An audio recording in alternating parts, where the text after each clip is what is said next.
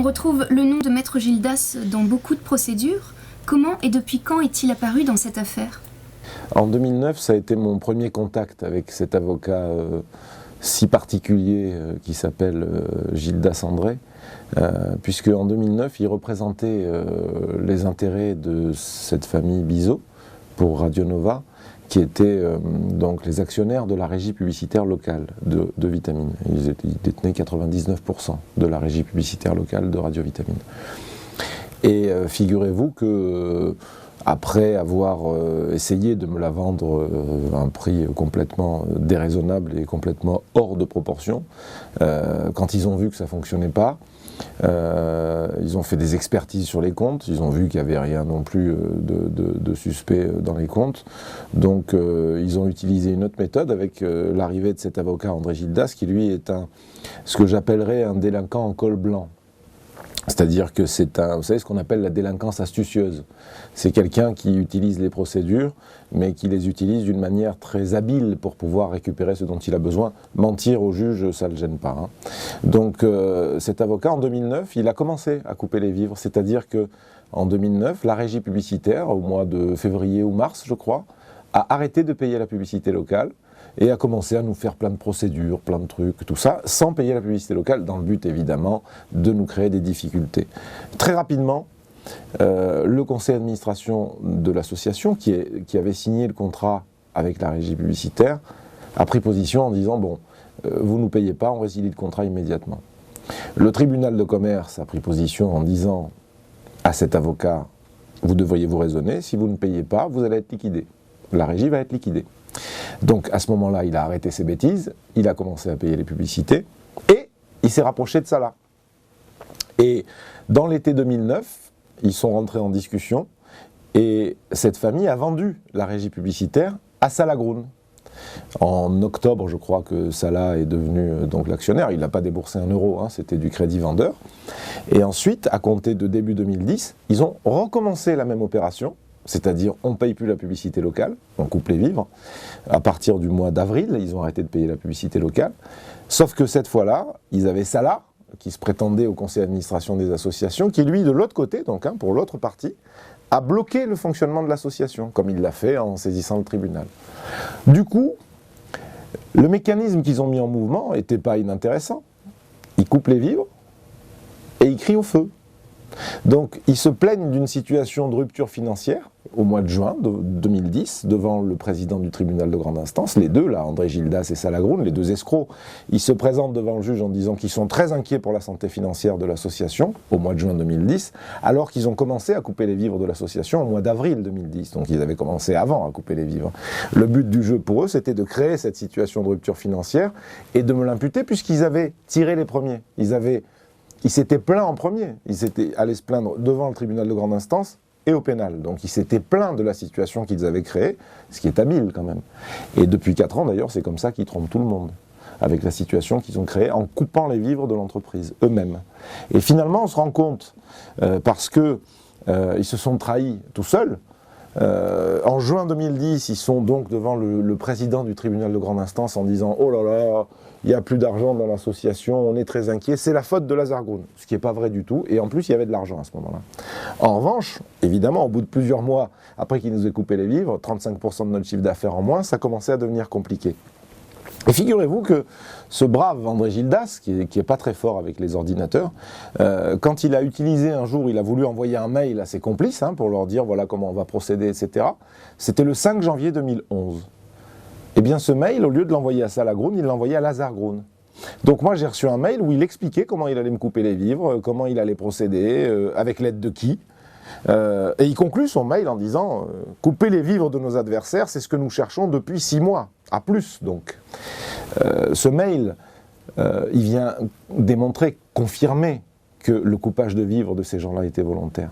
Et qu'est-ce que ça démontre? Ça démontre que quand ils sont allés devant le juge, devant le président du tribunal de grande instance, ils savaient très bien qu'ils étaient en train de mentir, ils savaient très bien qu'ils étaient en train de le manipuler, et ils savaient très bien pourquoi ils faisaient ça. Ce qui est scandaleux, c'est qu'aujourd'hui, malgré ces preuves-là, ils sont toujours pas inquiétés. Comment vous pouvez imaginer que des gens aillent devant un tribunal en écrivant, c'est gravé dans le marbre, nous sommes très inquiets pour la santé financière de l'entreprise, dire ça le 29 juin 2010 alors qu'on a commencé à couper les vivres depuis 3 mois, les mêmes qui se l'écrivent entre eux.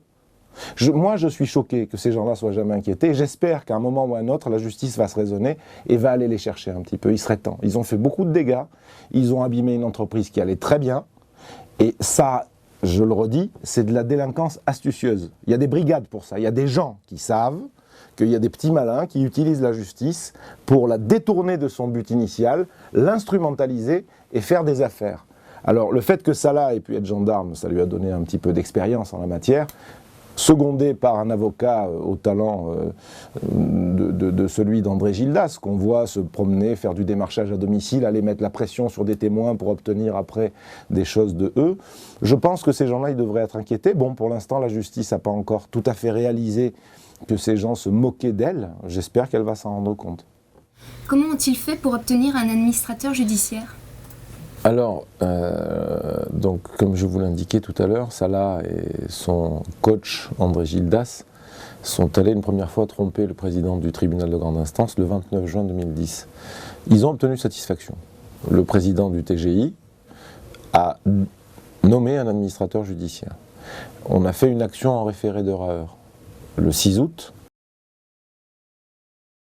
Le président du TGI a rétracté l'ordonnance, donc enlevé l'administrateur judiciaire qu'on n'a pas eu à ce moment-là. Ils ont recommencé à saisir le tribunal le 9 septembre 2010. Encore une fois, ils se sont fait débouter, ils n'ont pas obtenu satisfaction. Donc ils ont de nouveau saisi le tribunal, encore une fois, au mois d'octobre 2010, le 23 octobre 2010, je crois. Et évidemment, au bout de la 4e fois, le président du TGI a cédé. Ils l'ont eu à l'usure, apparemment. Il a cédé, il a accepté de faire désigner un administrateur judiciaire qui a démarré sa mission au mois de décembre. Et le premier administrateur judiciaire, d'ailleurs, il a tenu 1 mois à peu près, puisqu'il n'était pas souhaité par André Gildas. André Gildas avait donné la liste des administrateurs qu'il voulait avoir quand même, tant qu'à faire. Et donc il en a proposé 2 en particulier, un administrateur judiciaire de Nice et un autre de Marseille. Il les a proposés au tribunal, en précisant qu'il y en a un qui était déjà au courant et qui était d'accord. Bon. Et comme le président du TGI a désigné un administrateur à Toulon qui ne leur convenait pas, ils ne se sont pas embêtés, ils sont allés exercer des pressions sur lui régulièrement en fait. Ils sont allés lui rendre des visites, lui passer des coups de téléphone, lui envoyer des recommandés pour le faire sortir en fait. Et cet administrateur qui a démarré sa mission, je crois, au mois de décembre 2010, a démissionné le 15 janvier 2011. Il a dit moi j'arrête, parce qu'il subissait des pressions en permanence par ces gens-là et qu'il en a eu marre en fait. Parce que son rôle c'était quoi finalement ? Son rôle c'était d'administrer l'association et surtout de donner sa position en ce qui concerne le contrat de régie qui liait l'association avec la régie publicitaire dont ces escrocs s'occupaient. Donc évidemment, le contrat avait été résilié. Eux ne voulaient pas que le contrat soit résilié, puisque c'est par là qu'ils nous coupaient les vivres. Ils avaient un contrat d'exclusivité, ils ne nous payaient pas. Donc ils nous coupaient les vivres comme ça. Donc pour pas que le contrat de régie soit résilié, ils ont exercé des pressions sur cet administrateur, vraiment beaucoup, régulièrement d'ailleurs. Je gardais des courriers qu'ils lui ont envoyés, ils ont fait des petits échanges avec lui, ils ont essayé vraiment de lui dire, bon, tu te mets dans notre sens, ou alors tu dégages. Le 15 janvier, il a décidé de démissionner. Je pense qu'il en avait marre et qu'il n'avait pas envie de se retrouver dans une histoire aussi rocambolesque avec un frère qui veut absolument assassiner son frère aîné. Donc il a voulu en sortir. Et à ce moment-là, donc c'est un administrateur de Marseille, Maître Douer, qui avait été suggéré par André Gildas. C'est lui qui a démarré sa mission le 2 février 2011. Donc vous voyez, ils ont commencé à nous taper dessus le 29 juin 2010 pour avoir un administrateur judiciaire. Ils l'ont eu, puis il a été enlevé, puis ils ont redemandé, puis ils l'ont pas eu, puis finalement ils l'ont eu, et puis celui qui est venu leur convenait pas, donc ils l'ont fait démissionner pour que celui qui leur convenait soit enfin désigné. Ce qui a été le cas le 2 février 2011. Et donc, qu'est-ce qui s'est passé ? À partir de ce moment-là, le début de la mission de l'administrateur, au départ, l'administrateur était acrimonieux à mon égard. Il n'était pas très gentil avec moi. Il était convaincu en fait que ce que ces gens-là, ces escrocs lui racontaient, ça pouvait être fondé. Surtout qu'il ne connaissait pas bien le milieu de la radio et les spécificités juridiques de la radio. C'est un métier un peu particulier qui est soumis au droit de l'audiovisuel. Donc tout le monde ne connaît pas le droit de l'audiovisuel. C'était le cas de cet administrateur qui ne connaissait pas bien. Donc il s'est fait un petit peu embarquer, disons-le. Et puis j'ai eu l'occasion moi de le rencontrer vraiment durablement là du coup pour discuter véritablement du fond du dossier, uniquement qu'à partir du 5 avril 2011. Donc ça faisait déjà 2 mois qu'il avait démarré sa mission, et on ne s'était pas encore vu vraiment pour parler du fond du dossier et des accusations de mon escroc de frère. Donc évidemment, jusqu'au 5 avril, on n'a pas pu discuter. Au 5 avril 2011, quand on a fait le point sur la situation et qu'il m'a posé des questions précises auxquelles j'ai répondu précisément. Donc il a fait une enquête de fond. Oui, à ce moment-là, parce qu'il était sur une position très compliquée, puisqu'il s'interrogeait de savoir s'il allait mettre l'association en redressement judiciaire ou pas. Donc c'était une décision lourde de conséquences, et pour cette raison, il a accepté de me rencontrer. Donc comme je vous disais, le 5 avril, on s'est vu pendant 2 heures, je crois, de 18h jusqu'à 20h dans son bureau à Marseille. Et pendant l'entretien, d'abord, il s'est rendu compte qu'il avait été trompé. Et il me l'a dit, il m'a dit, votre frère c'est un sacré zozo. Je lui ai dit, je sais, je suis au courant. Et il m'a dit, je vous plains d'avoir un frère comme ça. Je lui ai dit, ben oui, moi aussi je me plains. Et puis il a appelé son avocat, donc l'avocat qui le représentait au tribunal, et l'avocat lui a dit, j'étais là, j'entendais ce qu'il lui disait, lui a dit, oui, j'ai vérifié la comptabilité, c'est bien le petit frère qui vole de l'argent depuis pratiquement 2 ans. Donc là, l'administrateur, il a eu un coup de froid et il m'a dit « Ah bon, mais là, ok, donc moi je vais déclarer et dénoncer votre frère qui vole de l'argent depuis 2 ans. » C'est ce qu'il a fait. Le 13 avril 2011, il est allé devant le tribunal de commerce de Toulon, cet administrateur judiciaire, donc, qui était l'administrateur de Radio Vitamine à ce moment-là, et son avocat, pendant 1h30, a plaidé.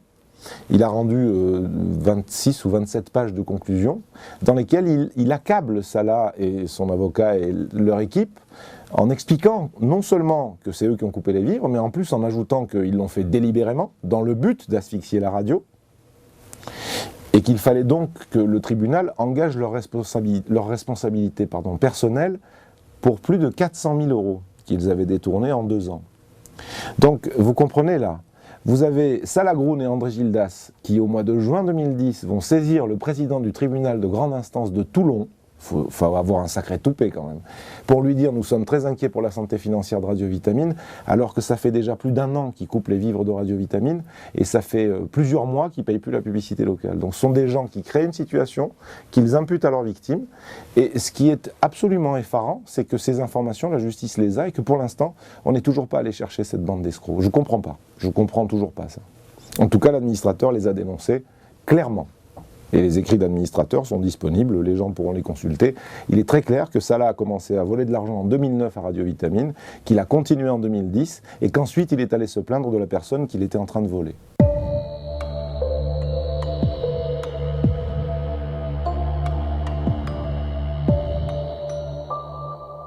C'est assez intéressant quand même, de voir comment on peut manipuler la justice en France de nos jours.